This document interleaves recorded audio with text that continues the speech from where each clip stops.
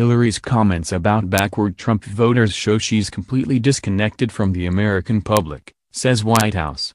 The White House whacked a favorite punching bag Thursday, as Press Secretary Sarah Huckabee Sanders again labeled President Trump's former nemesis, Hillary Clinton, as out of touch.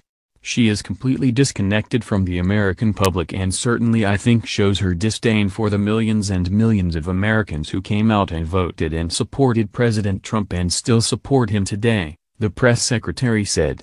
She was asked by a reporter from India about comments Clinton made while on a tour of the country that included her saying that white women only voted for Trump because of their white husbands who supported the Republican candidate. I think that's a perfect example of why Hillary Clinton is not in the White House, Huckabee Sanders replied. Democrats weren't pleased that Clinton was making negative headlines again with Senator Heidi Heitkamp, a North Dakotan Democrat who's facing a tough re-election bid, saying on a radio program hosted by the senator's brother that the ex-nominee's exit from politics could come not soon enough. Joel Heitkamp had asked his sister when Clinton would ride off in the sunset. I don't know, not soon enough, I guess, the Democratic senator first replied, before repeating her answer in a more definitive tone.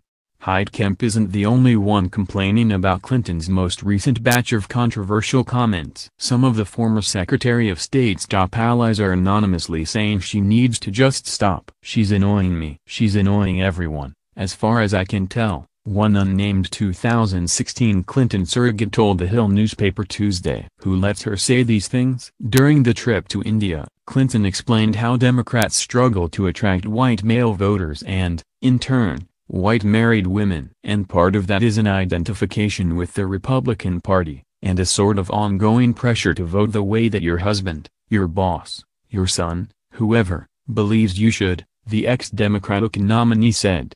Clinton allies told The Hill's Amy Parnes, who co-authored the Clinton campaign book Shattered, that they found her remarks cringe-worthy.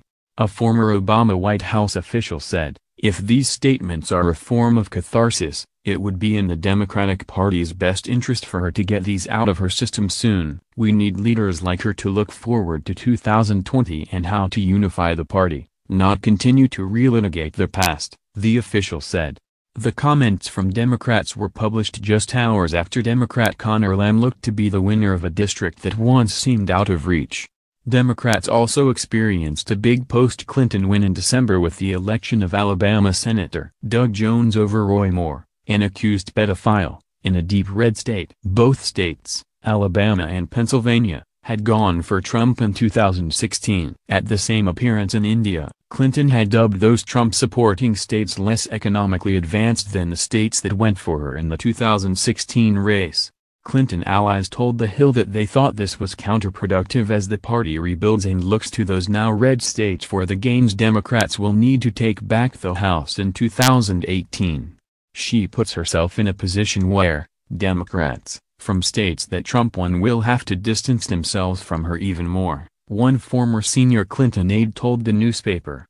That's a lot of states, the ex-aide added. A number of endangered Democratic senators come from red states too. Mike Reed, the deputy communications director at the Republican National Committee, pointed out to reporters Senator John Tester, a Democrat up for re-election in Trump-supporting Montana, was forced to release an ad today, 8 months before Election Day, attempting to highlight areas of agreement with President Trump. The Democrat brand is isolated, elitist, and as out of touch as it ever has been, Reed arped as he shared Clinton's comments with reporters. At the RNC, we try not to continue to focus on Hillary Clinton. We really do try very hard, Reed snarked. But this one is impossible to ignore.